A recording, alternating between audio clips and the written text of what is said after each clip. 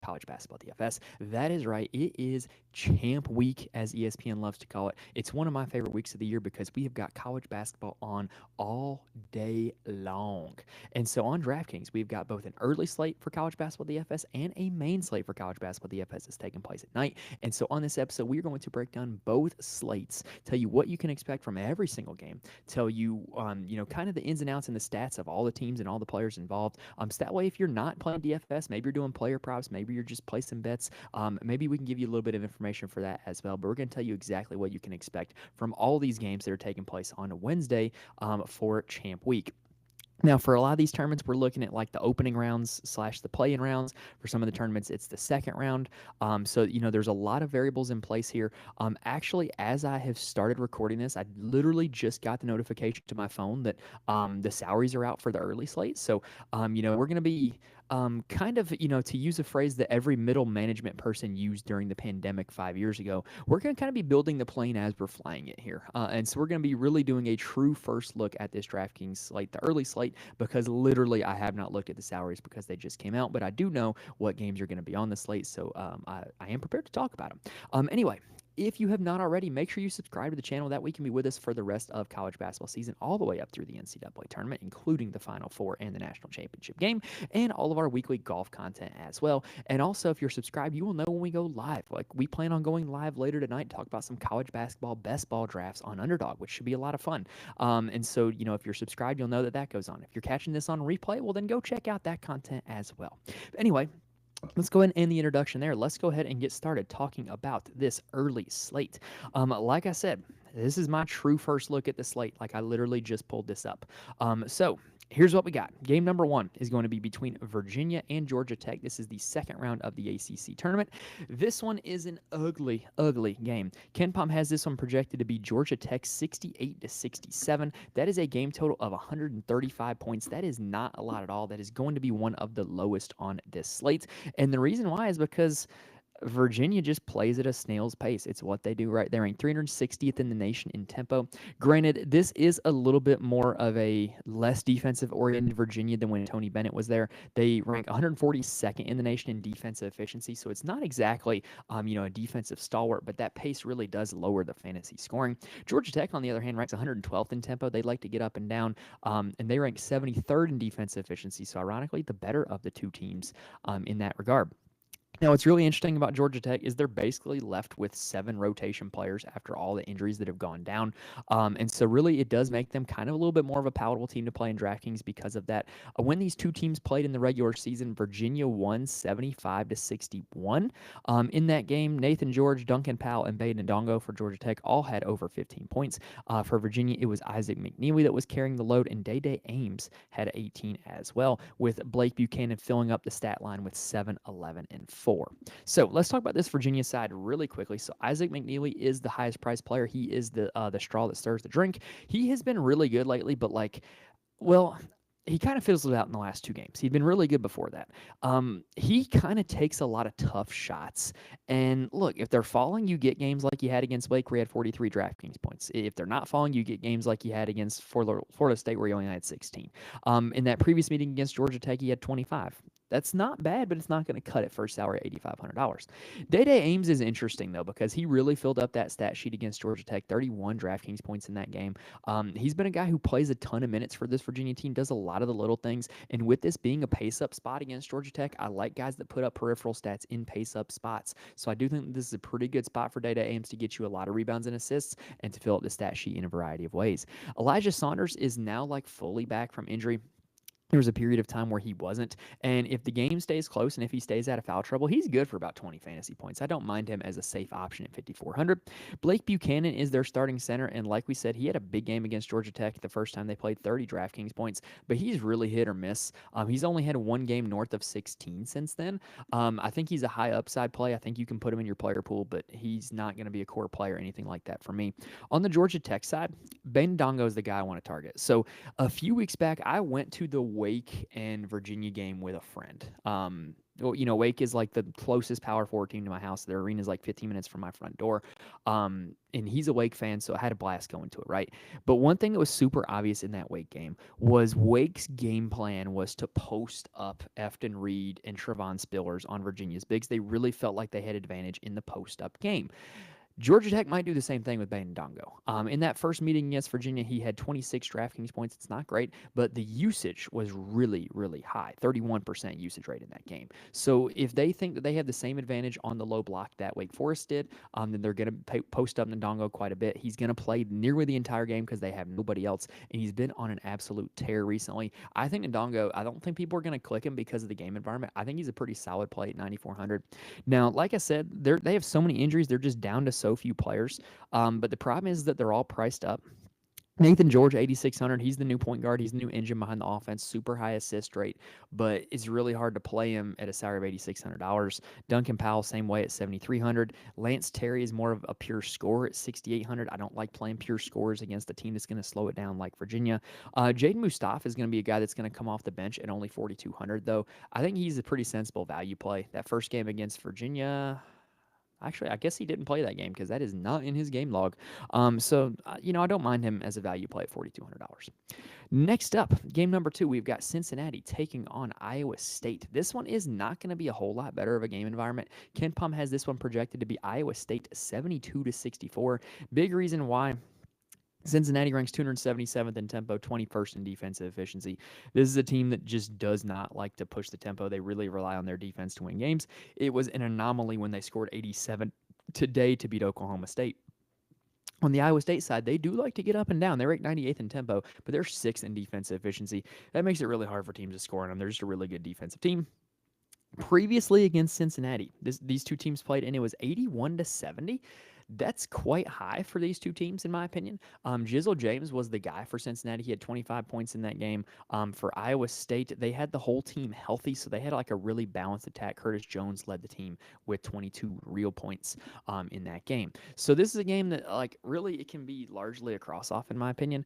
On the Cincinnati side, they were great today against Oklahoma State, but it was Oklahoma State. In that game, Dylan Mitchell was fantastic. Played 30 minutes, put up 18, 5, and 5. Just looked great on both ends. He did have 6 turnovers because sometimes he was trying to do a little too much, but he looked great. He was making all the hustle plays, making all the right reads offensively, finishing strong at the rim. He looked really good. And if he's going to continue to play like that, then I do think you can roster him. He's at $6,900, and looking at recent trends, it begs the question: is that game an outlier, or is that game going to become the norm?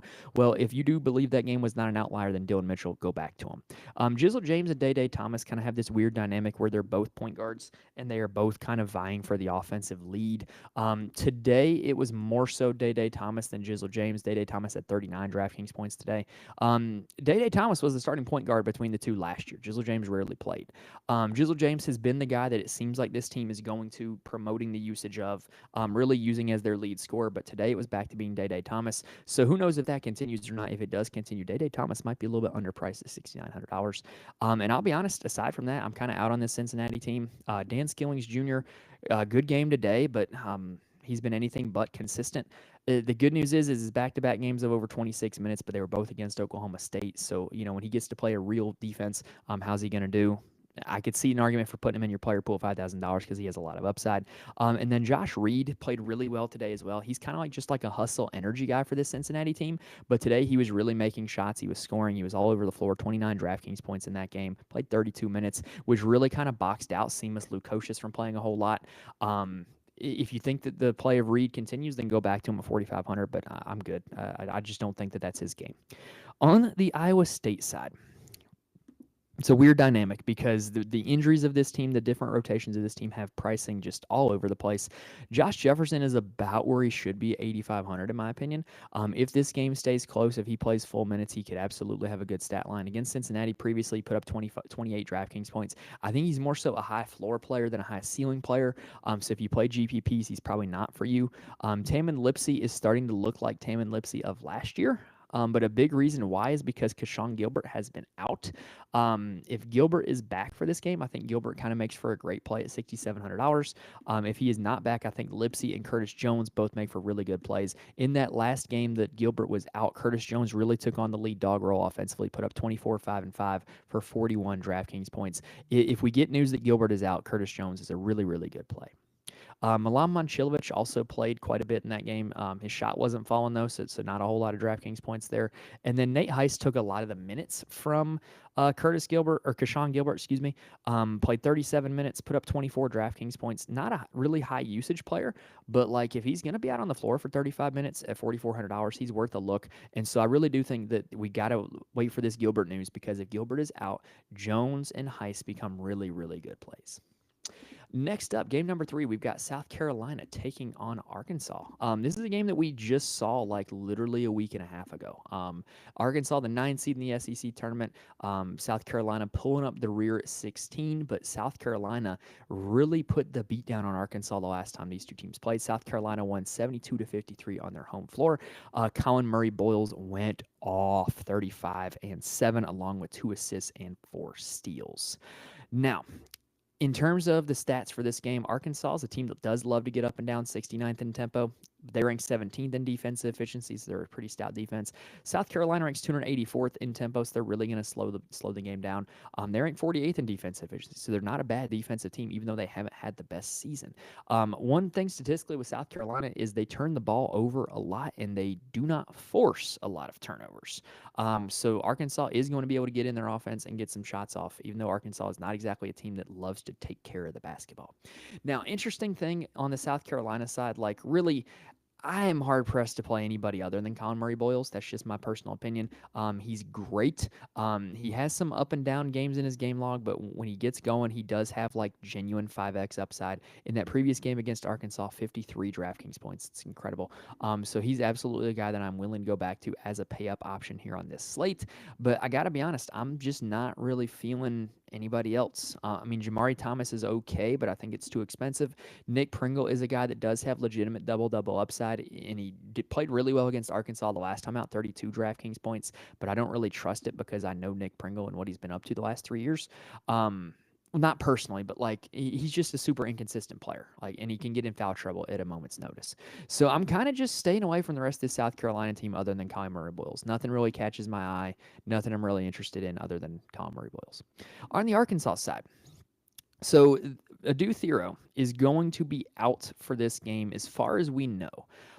What's interesting is they have kind of a really trend line going for when they've been missing Thero and Boogie Fland, right? So Zvonimir Ivisic, a.k.a. Big Z, is great, but he's overpriced at $7,500 because Cal refuses to play him more than 30 minutes a game.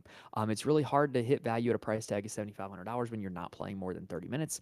What that has caused is more minutes for Trevon Brazile, who plays nearly the entire game if he's not in foul trouble, and more minutes for Jonas Adu, who was outstanding last game against Mississippi State, played season high in minutes at 32, 47 DraftKings points, was incredible. I think a lot of people are going to chase that, but I think it makes a lot of sense. Again, previous game against South Carolina, he played 26 minutes. He had 29 DraftKings points. He is this team's really their second best center behind Big Z, and they can play them both together because Big Z can stretch the floor and Adu can stretch the floor a little bit also. I really think he's a solid play at $4,800. You just look at what he's been doing since Thero got hurt, and in the last 4 games, his floor is 16 DraftKings points, and that will not kill you at a salary of $4,800. I really do like Jonas Adu in this spot. I really thought DraftKings was going to price him up more.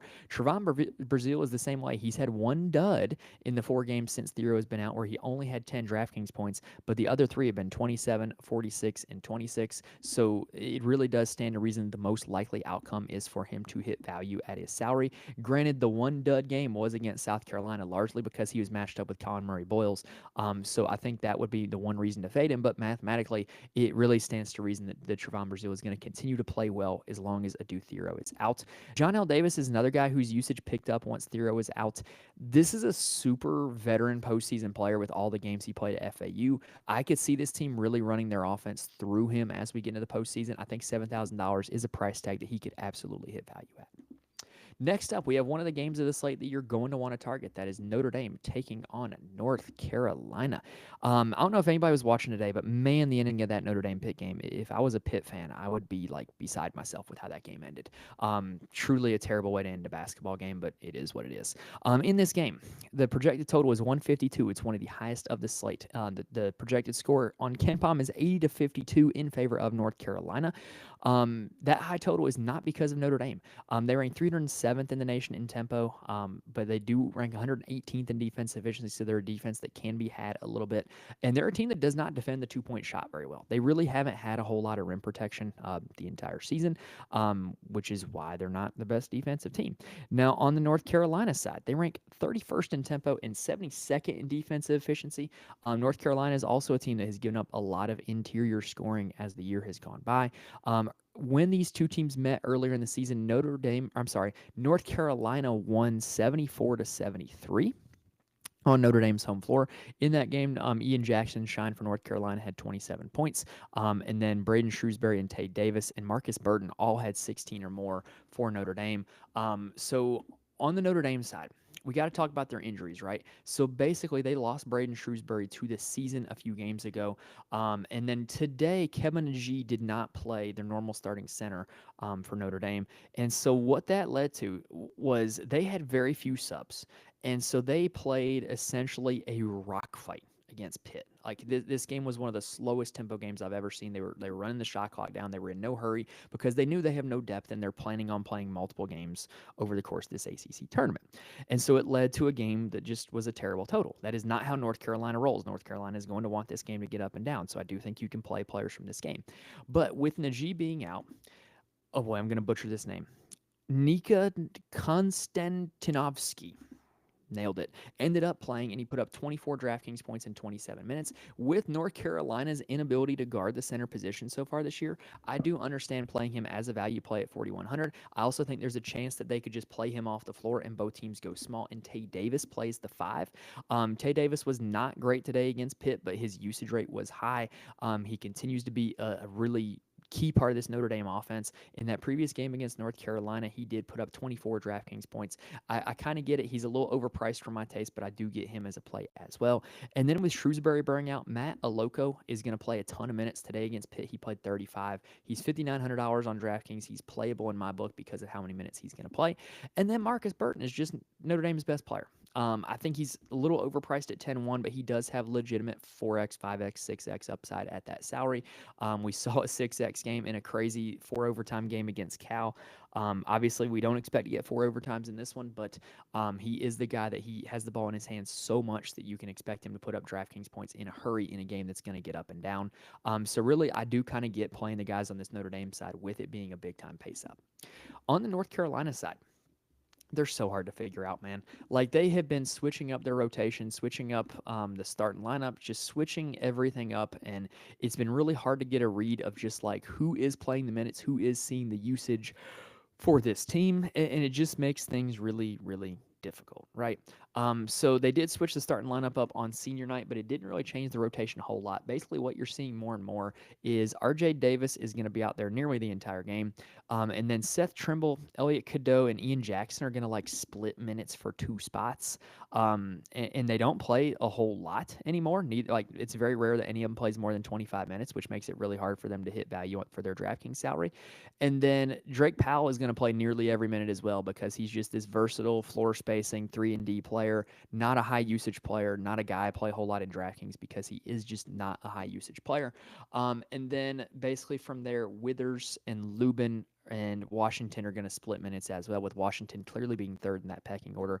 But because they're splitting minutes with so many guys and they're kind of like even splits, it makes it really difficult to play them on DraftKings. The one guy I will shout out is Van Allen Lubin.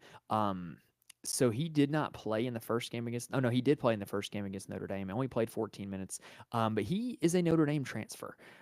So if you have any sort of revenge game narrative, a bias in you, Van Allen Lubin would be a guy you could go to. And then RJ Davis, like I said, he's still playing nearly every minute. And he's still playing at a supremely high usage rate. He's not putting up peripheral stats at the rates he did last year, which is why his overall DraftKings scoring is down. But he's still RJ Davis. He's still an elite postseason player. He's got the pedigree for it. And I would have no problem going back to him here in this spot at $8,100. I'm just a believer in RJ Davis. Sue me.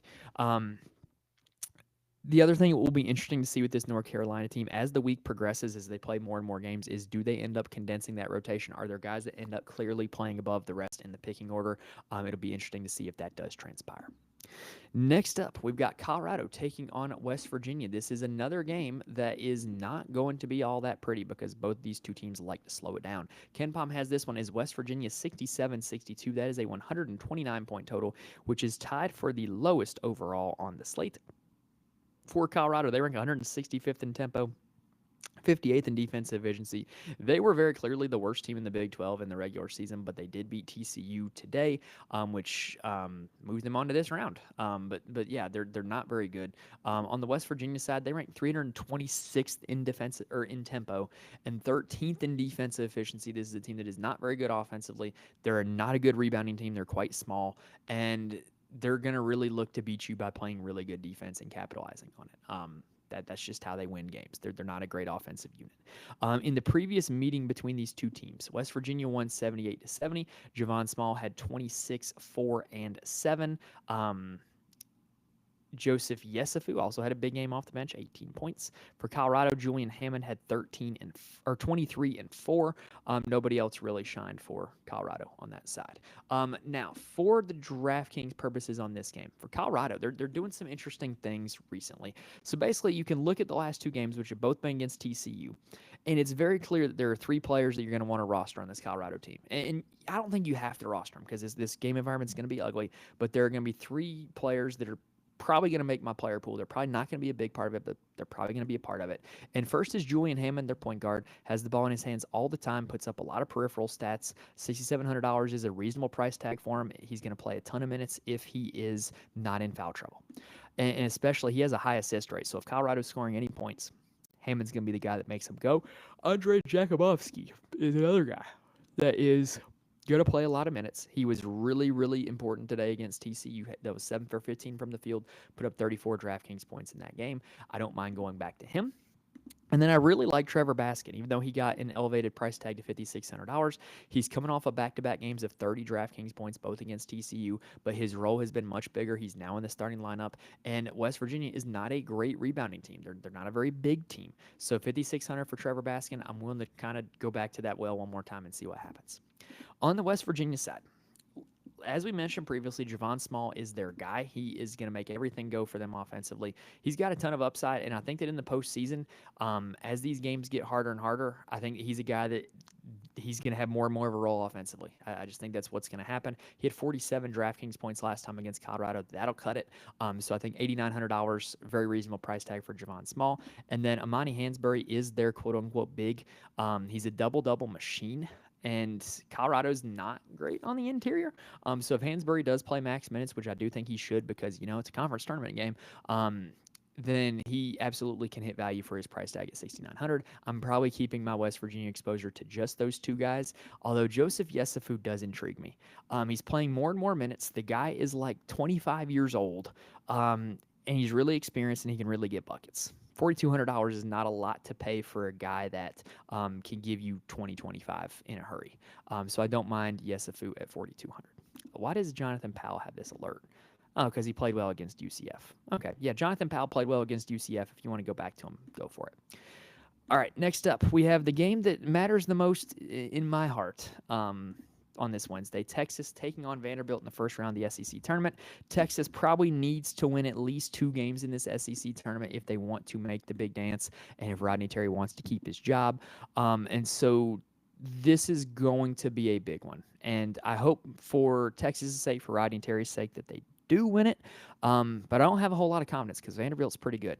KenPom has this one projected to be 78-77 in favor of Vanderbilt. And so this is going to be a close game. That this is probably going to be one that's going to come down to the last few minutes, as the last game against Vanderbilt did. Vanderbilt won 86-78, but these are two teams that can get going up and down. Texas ranks 175th in tempo and 52nd in defensive efficiency, whereas Vanderbilt ranks in 64th in tempo and 83rd in defensive efficiency. Vanderbilt is a team that gives up a very poor 3-point shooting percentage, but Texas is not the best shooting team out there. Vanderbilt's also a very small team. So, kind of interesting to see how that plays out. So basically, on the Texas side, they've got this sensational freshman Trey Johnson, who had the peripheral stat game of his life against Oklahoma, 7 rebounds and 6 boards, but he couldn't hit a shot. He was over 14 from the field. If he had just hit a few of those shots, not only would Texas have won that game and be in a much different position now than they are, but he would have had a really good game in DraftKings scoring. And so $9,500, I'm willing to go back to that. Well, he's a guy who's going to have the ball in his hands all the time, especially now that it's in the postseason. You're going to want your best players with the ball. And so I think he's a guy that does have some upside at 9,500. I also really like Arthur Kaluma. Even though he's up to 8,000, I still really do like him. Basically, for the last 2 months, whenever Arthur Kaluma and Tremont Mark have been healthy, you just play him in DraftKings because they're going to be out on the floor a ton if they stay out of foul trouble. They're going to have high usage rates. In Kaluma's case, he's an elite rebounder, and he's going to have a size advantage over whoever he's going up against on Vandy. I like Kaluma as a play at $8,000. I also like Tremont Mark at 5,600. He did not play in that first game against Vanderbilt, but since coming back from injury, last 2 games he's been at 32 and 29 DraftKings points. Huge usage rate, very good isolation player that can get you a bucket at the end of the shot clock. Good rebounder for a guard as well. Love him at $5,600. He's going to be a big play for me on the Wednesday slate. And then Caden Shedrick, I might get to a little bit. So he is not a great offensive player. He's not super polished, but he can get you some block shots. He can get you a lot of rebounds. There is legitimate double-double upside. And in the Oklahoma game, when they had to have that win, right, he played 32 minutes. And so, if it's a must-win game, as long as he stays out of foul trouble, he's going to play max minutes. And I really do like the idea of playing Shedrick $5,200 against this very undersized Vanderbilt team. Speaking of Vanderbilt, their highest priced player on DraftKings is Devin McLaughlin. In the last game against Texas, he really struggled with foul trouble. Fouled out in 25 minutes. He's not been great recently in terms of living up to his price tag, so I'm probably going to be avoiding him. AJ Hoggard is the point guard that makes everything go for them. He was a chalk play on the Saturday slate against Georgia. Was 0 for 9 from the field, and so he put up 14.5 DraftKings points, but the usage is still there. The minutes are still there. I'm willing to go back to it. He's another guy that you feel like as the postseason goes on, he's very experienced. He's going to have the ball in his hands a lot, and I do think that he's a worthwhile play at $5,500. Texas's guards are generally not very good defensively. Caden Shedrick, Arthur Kaluma, really good defenders down low. Their guards are not good defenders, so AJ Hoggard is a guy that I would be looking to kind of take advantage of that.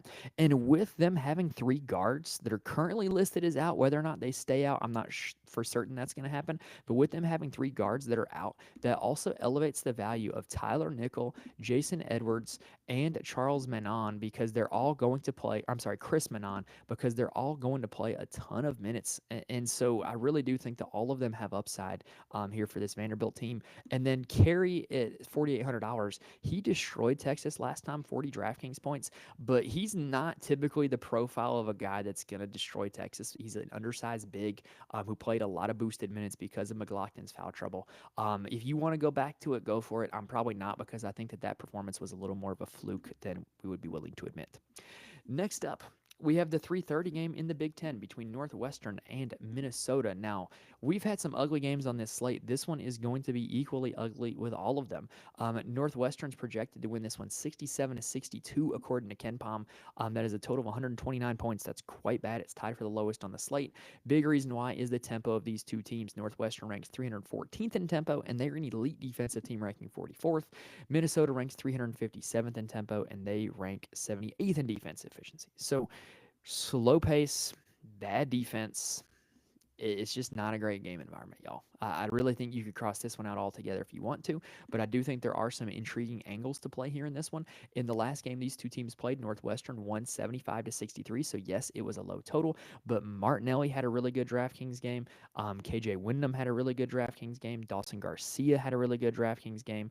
So I do think there are ways you can go at this game. So on the Northwestern side, what's really interesting to look at for them is only look at the last few games because of the injuries that they've had to their guards.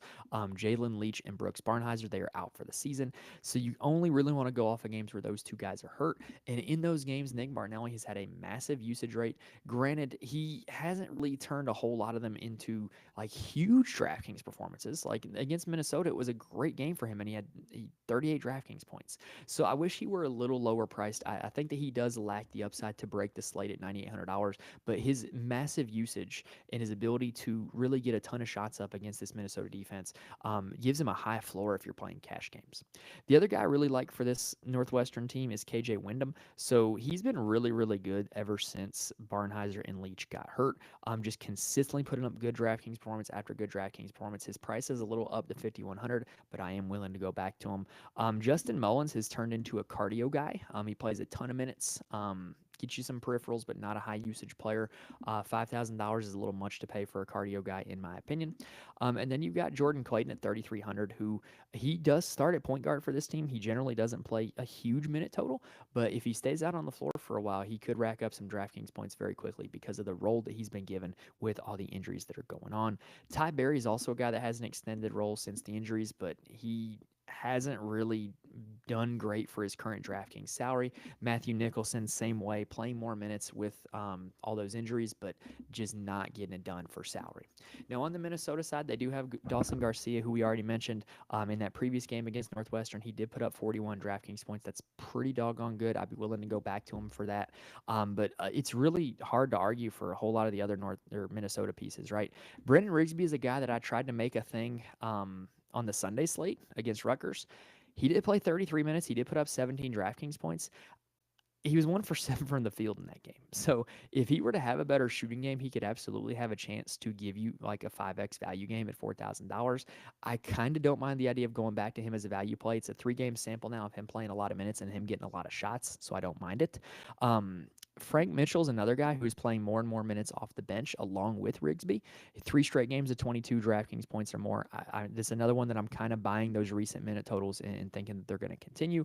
And really, that's all the interest I have on the Minnesota side. Butler and Providence is the last game of the slate. And let me tell you, I do think you're going to want some exposure to this game. This is going to be one of the better game environments on the slate. In this game, KenPom has it projected to be, hold on, I got to find it. There we go. 77-75 in favor of Butler. That is a total of 152 points, which is pretty solid. Butler ranks 160th in tempo, and Providence ranks a little slower at 230th. But for whatever reason, Providence games tend to turn into shootouts. The first 2 games between these 2 teams this season, Providence lost 84-65, so Butler won 84-65. I'm sorry, I really worded that one poorly. Butler lost that game. Providence won it 84-65, and then the second game, Butler won it 82-81. I really just misread my screen there, y'all. Sorry, I'm a little tired. So yeah, Butler and Providence. Bottom line is they're getting up and down both the times that they play. I do think there are a lot of options to go with from a DraftKings perspective in this game. First and foremost for Butler, they're led by Jamil Telfort. He's kind of a difficult matchup no matter who the opponent is. He's been pretty good in his last 2, over 37 DraftKings points, both of them. He plays nearly every minute, and in the games against Providence so far this year, 26 and 42 DraftKings points. I'm willing to give him a shot here in this one. I also really like Finley Bizjack at point guard for Butler. He's now playing like all of the minutes, and if this game does get going up and down, he's got a high enough rebound and assist rate that he can get you a lot of peripherals and fill up the stat sheet at 6,100. And then I really do like Patrick McCaffrey at 5,300. He's another guy that he's going to play nearly every minute. He's going to take a ton of shots, and with it being a game that could get going up and down, he has a lot of rebounding upside as well. Bowden Kapke's at 3,500. He's a guy that I've tried to work into the player pool more and more. He doesn't play a whole lot of minutes, but he's a pretty good fantasy point per minute player. So if there ever were a game where he were to play 25 plus minutes, he does have upside to absolutely break the slate at 3,500. On the and also bigs against Providence is a thing. So Bowden Kapke, Andre Screen, Jamil Telfort, plus matchup for them because bigs against Providence is a thing. Now, on the Providence side, Bensley Joseph is now the lead dog on their offense, and it's easy to see why. He's been really good lately, right? In the previous games against Butler, he had 36 DraftKings points and 29 DraftKings points. He's just taken so many shots, playing so many minutes, has a really good assist rate. I'm willing to go back to him at $7,900. He's my primary interest on this one because we got to wait to find out a little bit about the status of some of these injuries, right? So Wesley Cardette, he got the start Saturday, March 1st against UConn, but only played 3 minutes against DePaul. Did not play their game Saturday, March 8th. I don't know what's going on with him, but if he were back into the starting lineup, he would be an easy click at $3,100 just as a starter for that team. Rich Barron is a wing that can play a lot of minutes, but it's really inconsistent. I prefer to see him at 3,800, not 4,800. Ryan Mila is an interesting guy. So he's now playing a lot of minutes with the injuries to Cardet and there's another Abdur Rahim. He's playing a lot of minutes. Back-to-back games over 30 minutes, back-to-back games over 26 DraftKings points. With this being a game that's projected to get up and down, I wouldn't mind going back to Mila here in this one at $5,800. And then Corey Floyd was playing really, really well before he got in a car wreck. His last two games have been kind of more back-end line, though, 37 and 23. I think he's an option here for this Providence team. But all right, y'all, that is going to do it for the early slate. Hopefully, we gave you guys all the information that you were going to need in order to build some winning DFS lineups for this early slate. If you have not already, make sure you subscribe to the channel that we can be with us for the rest of the college basketball season. We are about to talk about the late slate, but first, while I'm setting it up, I do want to mention there are places where you can get more information from me. First off, you can follow me on Twitter at Mike's Money Picks. I am more than happy to answer any questions that you might have if you reach out to me on Twitter. It's where I also tweet out all updates for the show. So if you are interested in that, make sure to follow me on Twitter. And then also, I'm in the Fantasy Corner Discord on a daily basis. I cannot recommend the Discord enough, y'all. The Fantasy Corner Discord is basically a community of a bunch of really smart, really good people who play DFS for a lot of different sports. And if you are looking for just people to talk about like DFS with people to bounce lineup ideas off of, people who look up injury information, look up lineup information and communicate it, and just a whole lot of people who talk strategy, talk plays all day long, it's just such a good place for that. And I cannot recommend it enough if you're looking for a DFS community to be a part of. So join the Fantasy Corner Discord if you're interested in that. And then if you want to know who actually makes my DFS lineups for every single college basketball DFS slate, head on over to the Patreon, patreon.com/Mike's Money Picks. I write an article for every single slate profile in my core plays, as well as why they're my core plays. So you not only get the plays, but you get some information why as well if you join on the Patreon. But all right, y'all, let's go ahead now. And like I said, we're really going to be building the plane as we're flying it here because we don't have DraftKings salaries yet for the late night slate, the Wednesday 6 p.m. Eastern time slate. But what we do have is we do have a list of games. And so we're going to try to do our best to articulate what's going to go down in these games. Starting off with a battle in the Big Ten tournament between Iowa and Ohio State. So what's interesting about this one is this is going to be played at a really good tempo. Iowa is a team that loves to get up and down. Ohio State is a team that isn't afraid to get up and down as well. And this game has a total of 159 points on KenPom. KenPom currently has Ohio State projected to win 82-77. Iowa ranking 58th in tempo, 164th on defensive efficiency. Ohio State 184th in tempo, 49th in defensive efficiency. Neither of these teams are afraid to get up and down. Also, neither of these teams defend the rim all that well at all. So if this is the game to kind of play some slashers, right? Or play some guys that are going to get going downhill, get going to the rim. So for Iowa, right? And I'm looking at their page on barttorvik.com. This page is free on Bart Torvik, which is why I'm showing it. I don't want to get in trouble with my friends at KenPom for showing their content. When it's not always for free. So on Bart Torvik, you can kind of see what they got going on here. In terms of the minutes for this Iowa team, Peyton Sanford is playing like nearly every minute recently. He has been really good for them, really good from a fantasy perspective as well. Usage rate is going through the roof. In that game against Nebraska, Sanford had 22, 8, and 2, along with a block and 2 steals. He's just playing really well. I think he's a guy that you're going to want to go back to. If he's under $10,000, I think you can play him on DraftKings.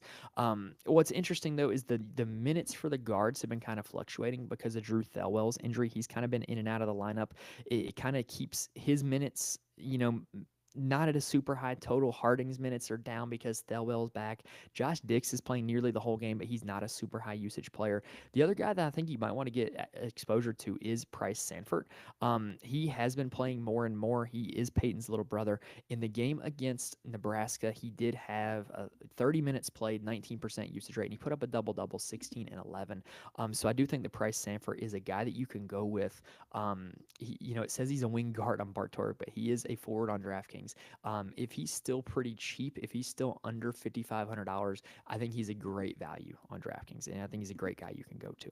Now, on the Ohio State side, like I said, anybody who's going to get to the rim is a guy that you're going to want to go with on Ohio State because Iowa has basically no rim protection.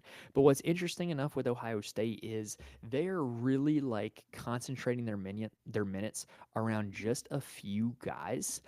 So one of the biggest things they did in their last game, which was against Indiana, that was a must-win game for their NCAA tournament hopes, right? This is absolutely a must-win game for their NCAA tournament hopes.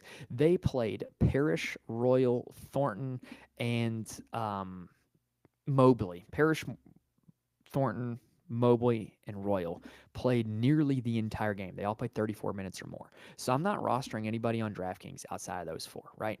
Those are the guys that are going to be in their lineup when the game gets tough. They're going to be in their, they're going to be the guys that are going to have the ball in their hands, right? So Mobley is kind of like turning into this catch and shoot player. That's not exactly the profile I want against Iowa. Bruce Thornton is really like a slashing guard at the point guard position. He also has a pretty high assist rate. I really do like Bruce Thornton for this one if he comes in reasonably priced. I also really do like Micah Parrish. You know, we mentioned a few times on this show we like guys who are experienced in the postseason because they're just not as likely to, kind of crap the bed and play poorly in the postseason because they've been there before. They know how to handle the nerves. They know how to handle the situations. And so Micah Parrish, with his experience, I do think he's an intriguing play. I just hope that he comes in probably below 7,000 on DraftKings, and I think he was a great play. $8,000 would really be pushing it, though. He might not make my player pool if it's $8,000, but you're going to want to be getting some exposure to those four guys on Ohio State because of how much they're going to play and how bad the Iowa defense has been. All right, so next up, we have a game between DePaul and Georgetown in the Big East tournament. So this is going to be another game that you might want to get to a little bit because neither of these two teams are exactly great defensively.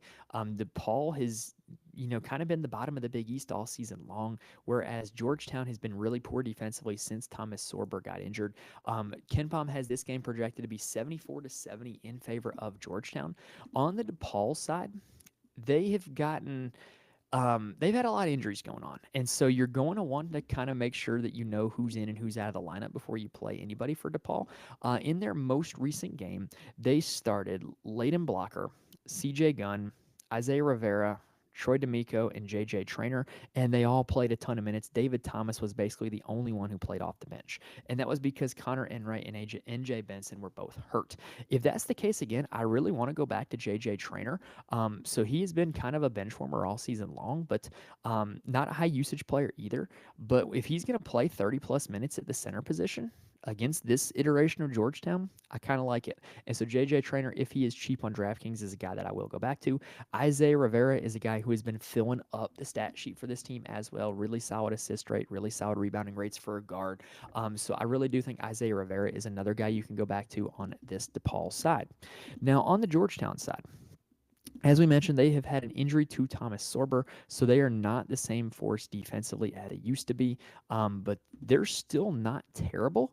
But they're not as good as they used to be. What you're going to want to look for with this team, though, is you're going to want to look at the cost of Micah Peavy because ever since Sorber got hurt, Micah Peavy started balling. And if he's at a reasonable price tag, you just got to play him because there's a chance he could absolutely break the slate.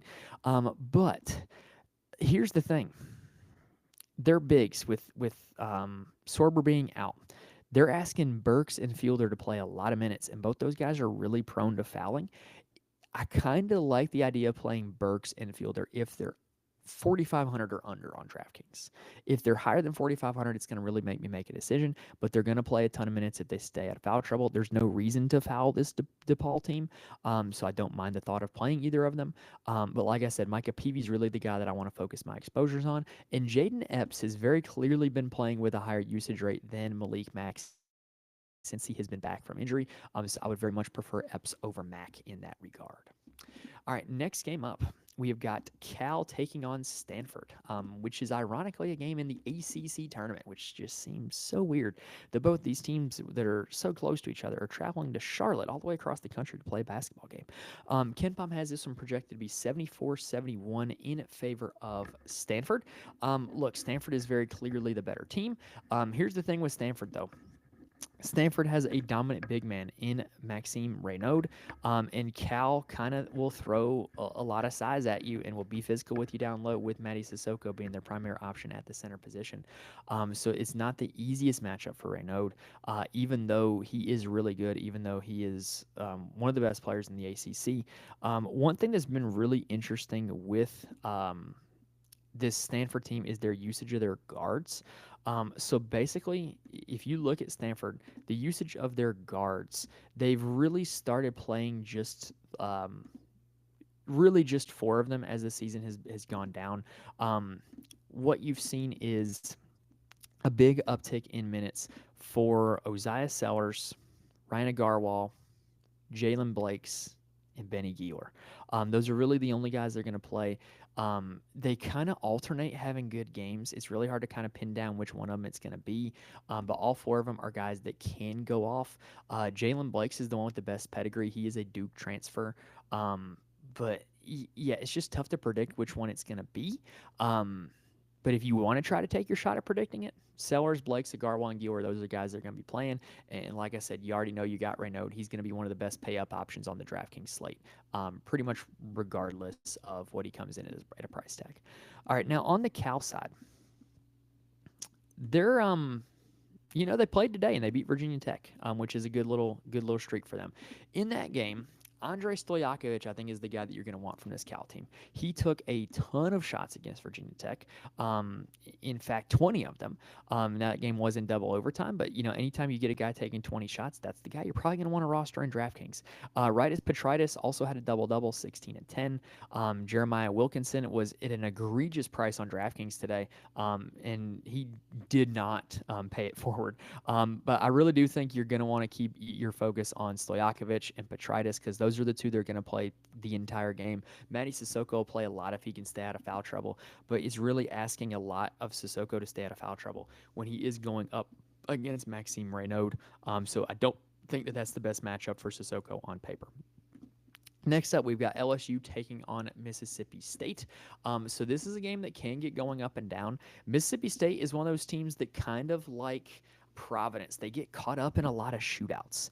And so if you do happen to play them and the game does happen to shoot out, like you can really end up with an upper hand, right?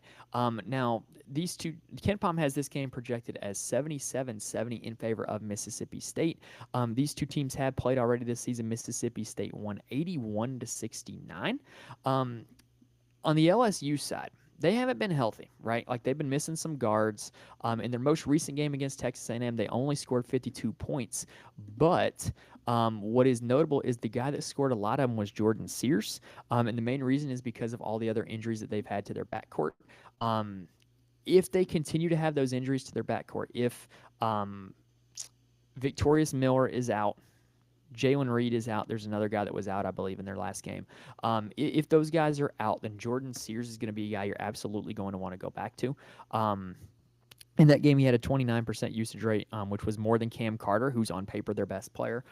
So I really do want to go back to Jordan Sears, and I'm very curious as to see what DraftKings is going to do for his pricing. Corey Chest also missed that game, which impacted the forward rotation a little bit. So Derek Fountain is a guy that played more minutes at the forward position. He's a guy you might want to have a little bit of interest in if we do get news that Chest is out on the LSU side. Now, on the Mississippi State side, so this is a team that plays a lot of guys, a lot of minutes, and they kind of ride the hot hand. Oops, that's Mississippi, not Mississippi State.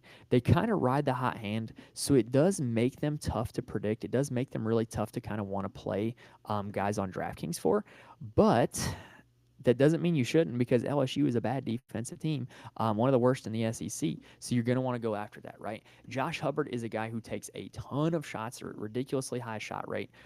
So I never have any problem with rostering him.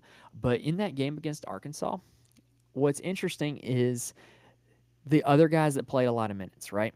Cameron Matthews played 30 minutes, but he's a super low usage player. I always find him overpriced on DraftKings. I never play him. RJ Melendez dealt with foul trouble, but still played 26 minutes. Riley Kugel dealt with foul trouble, still played 23 minutes. If you get a ton of minutes out of Melendez and Kugel, they do have the upside to absolutely break a DraftKings slate. They're very boomer bust players. I don't mind going back to either of them because if they do end up staying out of foul trouble, then they do have the upside to really give you a good performance. Claudell Harris, because those two were in foul trouble, ended up playing 24 minutes in that game. So I would have interest in Harris kind of like as a pivot off of Melendez and Kugel, because if you're playing GPPs, Melendez and Kugel are the kind of guys you want to play. So they end up being pretty popular in GPPs. Claudell Harris is a little bit of a pivot play off of that. All right, next up. We do not yet know Baylor's opponent. What I will say about Baylor, though, is Baylor is not a very big team with the injury to Josh Ojonwuna. So if they do end up playing a team, I believe they play the Kansas State, Arizona State winner. If they do play a team that has an elite rebounder, an elite interior presence, you're going to want to play that against Baylor. Baylor's guard rotation has also absolutely been a mess. They're very hard to play guys from right now, in all honesty. Next game is USC against Rutgers. This is a game that's going to get up and down. Ken Pom has this one projected to be 80 to 78 in favor of Rutgers. Yeah, Rutgers is a team that likes to push the tempo, does not play a lot of defense. USC is a team that likes to push the tempo, does not play a lot of defense. So this is a match made in heaven. This is going to be like fantasy points galore. On the USC side, what is interesting about them is they've really kind of condensed their rotation down as the season has gone on. But Eric Musselman is always super cagey about his rotations. You never really know what to make of it. But in a blowout loss to UCLA on the last day of the regular season, Wesley Yates still played 38 minutes. Desmond Claude still played 32 minutes. So those guys are going to play a ton. Like a ton, and you can really pencil them into your lineups. Yates is really more of a pure scorer. Claude is a really good peripheral stat guy generally. So he's a guy that I would have interest in this type of game where it's going to get up and down. Matt Noling also played 32 minutes in that game. Matt Noling is a guy that's going to be super cheap on DraftKings. I don't know why all of a sudden he played so many minutes, but if Musselman's got the guy that he likes, and you want to go back to it, go for it. If you think it was just a one-game thing like it usually is with Eric Musselman, then I would stay away from it. But I just wanted to let you know that that is an option. Now, on the Rutgers side, we talk about those two sensational freshmen for them, Dylan Harper and Ace Bailey. They're really kind of guys that everything goes through. But, man, they're frustrating, man, because DraftKings puts them at just this super big price tag, and neither of them are really like super big peripheral stat guys. They're really just scorers. Harper can get some assists, but Ace Bailey does not. Harper doesn't really get a whole lot of rebounds. Ace Bailey can, but they're really just shot dependent players, and it's really frustrating to play them in it from a DraftKings perspective. But the one thing you do know is that they're gonna be out there the whole game, ball in their hands, and they really don't trust anybody else on the team to score. I think you could just cross off the entire rest of the Rutgers roster on DraftKings tomorrow and be okay, and take your shots at Bailey and Harper, especially if they come in at a lower price tag than what they normally are. All right, next up, we've got Seton Hall taking on Villanova. I'm going to keep that one quick. That is not a game environment that you want to be targeting a lot of, just because both those teams play super slow, right? Villanova's projected to win that one 71 to 59, according to Ken Pom.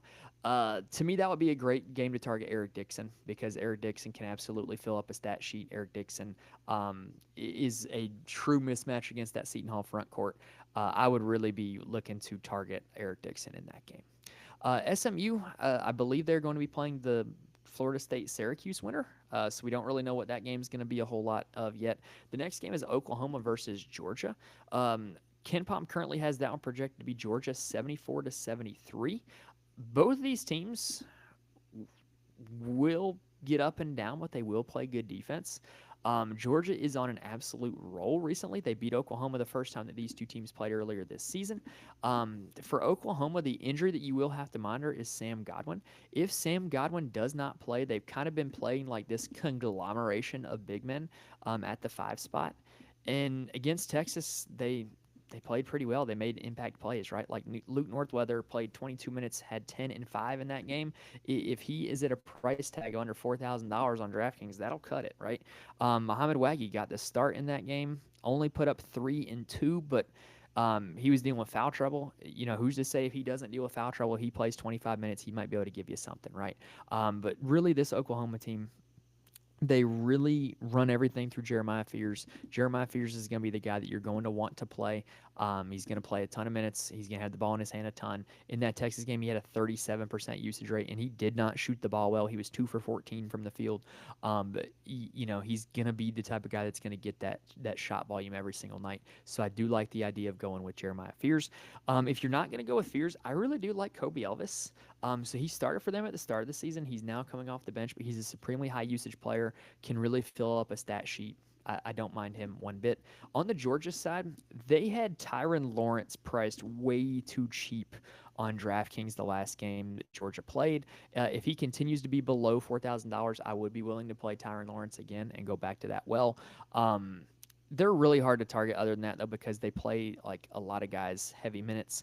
Asa Newell is their guy. Look, Oklahoma, with no injury to Sam Godwin, they should be really gettable down low. Asa Newell should be a guy that could absolutely eat that up.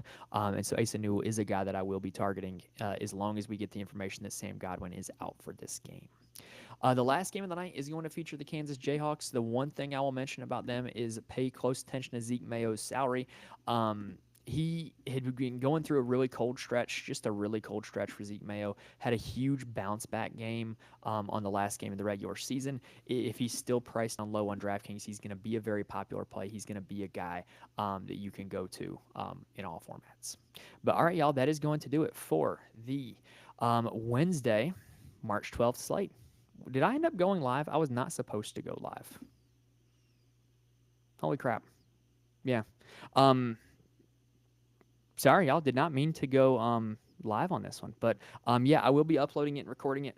I'm going to be going back live here in just a little bit to do some underdog drafts. So, pop on back over to the channel if you are interested in that. But if this video helped you out in any way, I know we were kind of, a little bit frantic for that late slate because we don't have the salaries yet. We don't even have all the games yet. But, we were kind of just able to get out the information that we could. Hopefully, we were able to help you guys build some winning DFS lineups. So if you did join us live, I was not intending on going live. I guess Riverside just does that automatically. But yeah, anyway, hope y'all enjoyed watching it live, but I am going to upload it so that way everybody can catch it. But thank you guys for tuning in. Thank you guys for watching the list to this point. And I will be back tomorrow night to talk about the Thursday slates. So make sure you're subscribed so you can be back here for that. But thank you guys. Best of luck to you guys on the Wednesday slates, and I will see you guys next time.